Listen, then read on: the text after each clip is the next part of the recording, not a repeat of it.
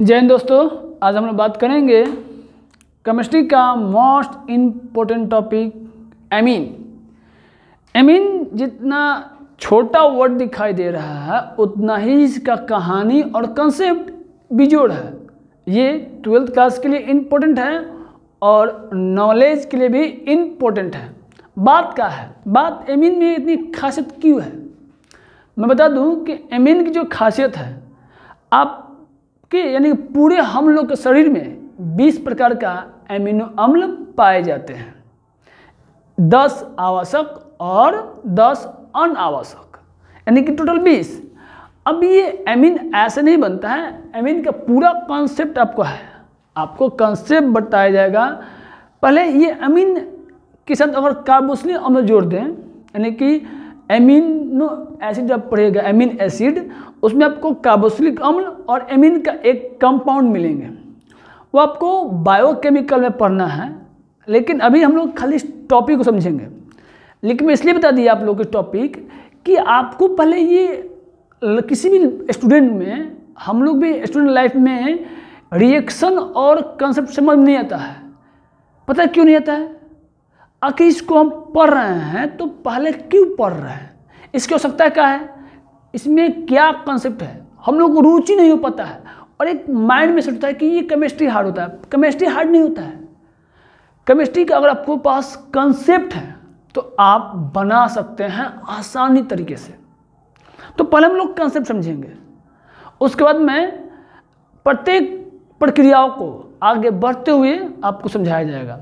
तो आपको माइंड में जानना होगा कि ये जरूरी क्यों है। क्या है कि ये आपके शरीर की बातें हैं।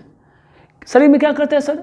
शरीर में क्या करता है, आपके शरीर को वृद्धि में काम में आता है, आपके शरीर में हार्मोन बनाता है, आपकी शरीर में जो कि अन्य घटनाएं अपचयित होने का कार्य करता है। और इसमें एमीन के साथ कार्बोक्सिलिक अम्ल भी मोस्ट इम्पोर्टेंट है। किस लिए? एमिनो एसिड जो होता है उसके लायक। लेकिन अभी हम सिंपल समझेंगे एमीन के बारे में।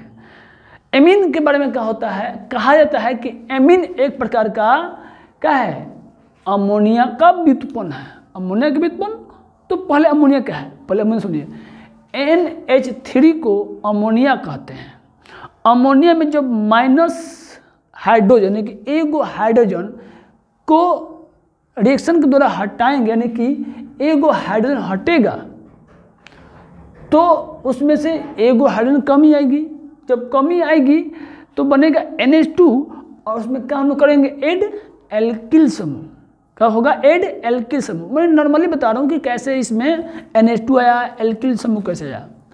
तो पहले जब हाइड्रोजन को माइनस करेंगे और एल्किल समूह को ऐड करेंगे तो इसमें बॉन्ड बनाएगा R माइनस NH2 जो कि एमीन हुआ। इसी प्रकार इसमें से हाइड्रोजन को माइनस करते करते कम कर सकते हैं, लेकिन नॉर्मली आपको एमीन बनाना है, आपका रहा कंसेप्ट। अब सर एमीन के तो बहुत प्रकार होते हैं। प्रकार पता कैसे होते हैं? एमीन का ओरिजिनल फॉर्मूला हो गया है NH2, लेकिन जब एल्किल समूह के चेंज होने से वहाँ पे होगा प्रॉब्लम। क्या होगा? तो अगर एल्किल समूह कह रहा है कि हाइड्रोजन के संख्या के आधार पर, सबसे पहले पता लगाए ना कि एमीन समूह में हाइड्रोजन का होता है तो 3 गो बॉन्ड के साथ, यानी कि नाइट्रोजन 3 गो बॉन्ड बनाता है, क्योंकि सुना जाता है उसका 3 होता है। तो यहाँ पर अगर हाइड्रोजन के संख्या के आधार पर आप एमीन को बांट सकते हैं 1 डिग्री, 2 डिग्री, 3 डिग्री। और बोलेगा कि हाइड्रोजन के आधार पर मतलब ना कि अगर जो गो हाइड्रोजन हटेगा और जो गो एल्किल समूह आएगा वही एल्किल समूह, जिसका फॉर्मूला होता है CnH2n+1। बिल्कुल। तो अगर जितना एगो एल्किल समूह जुटेगा तो बोलेंगे 1 डिग्री, अगर 2 जुटेगा तो 2 डिग्री, 3 को जुटेगा तो 3 डिग्री, 3 डिग्री। अब ये रहा आपका कंसेप्ट। तो यहाँ पर देखिए मैंने यहाँ पे 3 गो बॉन्ड है नाइट्रोजन का, 1 गो, 2 गो, 3 गो। जब क्या किया है, एगो एल्किल समूह जुड़ा है, इसलिए कहेंगे इसको एल्किल, यानी कि 1 डिग्री एमीन। क्या कहेंगे? बिल्कुल 1 डिग्री एमीन। एमीन के प्रकार की बात करते हैं। एमीन 2 प्रकार का होता है, एक एलिफैटिक, एरोमेटिक, पहले कन्फ्यूज आप लोगों का, सर ये एलिफैटिक एरोमेटिक बहुत लोग बताएं लेकिन बहुत कन्फ्यूज करता है। देखिए, जब नॉर्मली एक श्रृंखला के रूप में रहे, कार्बन कार्बन जब श्रृंखला के रूप में हो, उसको बोलेंगे हम लोग क्या बोलेंगे, एलिफैटिक। आपको कभी मौका मिलेगा तो बताएंगे कि एलिफैटिक क्या है, एरोमेटिक क्या है, ये किससे बना है, आपको बताएंगे। लेकिन अभी थोड़ा सा वीडियो 12th के दृष्टिकोण चलना है। तो एलिफैटिक में नॉर्मली कार्बन होता है, ठीक है, और इसका जो फार्मूला होता है CnH2, यानी कि एल्किल समूह से डायरेक्ट जुड़ेगा एमीन का, जुड़ेगा एमीन। एमीन का मतलब अब माइंड में याद रखिएगा NH2, और ये रहा एल्किल समूह, यानी कि एल्किल समूह को डिनोट करते हैं R से, ये जुड़ेगा तो इसको बोले हम लोग एलिफैटिक। एग्जाम्पल तौर पर देखिए, ये रहा CH3, इसको बोलते हैं मेथिल, क्या बोलते हैं, एल्किल का रूप है, तो इसको बोलेंगे CH3। आज जब एमीन जुटेगा इसको बोलेंगे मेथिल एमीन, क्या बोलेंगे, मेथिल एमीन।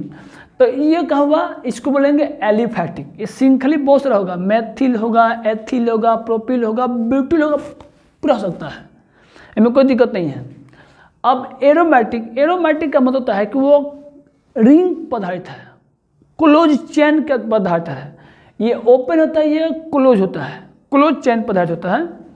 तो इसमें क्या होगा, दो प्रकार के मिलेंगे, एक मिलेगा एरिल, एक मिलेगा एरिल एल्किल। अब रासल की लफड़ा हो गया सब बिजोड़ कि एरिल तो समझ में आया कि हाँ ये कार्बन के वलय होता है, क्लोज होते हैं, लेकिन दो बांट के कहना क्या चाह रहे हैं, देखो भाई, इसको दो भाग में इसलिए बांटना कि एमीन कभी कार्बनिक जो क्लोज कार्बन है उसे डायरेक्ट जुड़ेगा, यानी कि यहाँ पर देखिए ये एक प्रकार का कार्बन वलय हो गया, क्लोज हो गया, एमीन डायरेक्ट जुड़ा है एमीन, इसको बोलेंगे एरिल। आज जबकि यहाँ पर देखो, ये रहा कार्बनिक जो कंपाउंड है क्लोज, बेंजीन टाइप का, बेंजीन नहीं बेंजीन टाइप का होता है। ये क्या हुआ कि पहले कार्बन उसके बाद एमीन, यानी कि कार्बनिक समूह के क्लोज के बाद कार्बन रहेगा और कार्बन के बाद एमीन जुड़ेगा, उसको बोलेंगे एरिल एल्किल। यहाँ तक कोई दिक्कत नहीं है, सिंपल चल रहा है। लेकिन अब क्या होगा कि ये तो आपको प्रकार मिल गया, लेकिन सबसे लफड़ा होता है इसकी बनाने की विधि, जो कि रिएक्शन बहुत ही खतरनाक होते हैं। हम जितने भी स्टूडेंट हैं इसके लिए कन्फ्यूज वाला बात होती है, लेकिन कोई बात नहीं है, इसको भी आपको बताया जाएगा। भाषा दम आसान रहेगा, कॉन्सेप्ट बिजोड़ रहेगा, और भाषाएं बहुत कम लिखने की मिलेगी।